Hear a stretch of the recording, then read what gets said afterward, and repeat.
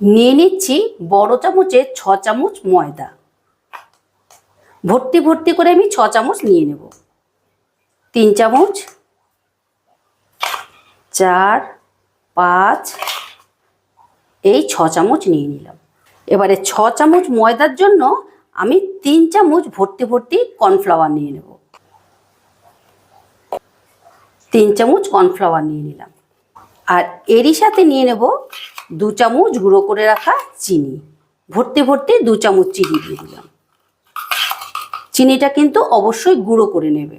আর টেস্টের ব্যালেন্সের জন্য দিয়ে দিচ্ছি অল্প একটু নুন। এবারে শুকনো অবস্থায় প্রথমে সবটা মিশিয়ে নিচ্ছি। মিশিয়ে নিয়ে এবারে অল্প অল্প জল দিয়ে আমি একটা ঘন ব্যাটার তৈরি করব।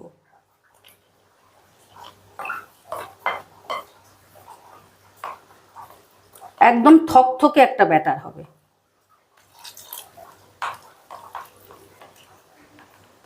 দেখো ঠিক এই রকম ঘন করতে হবে।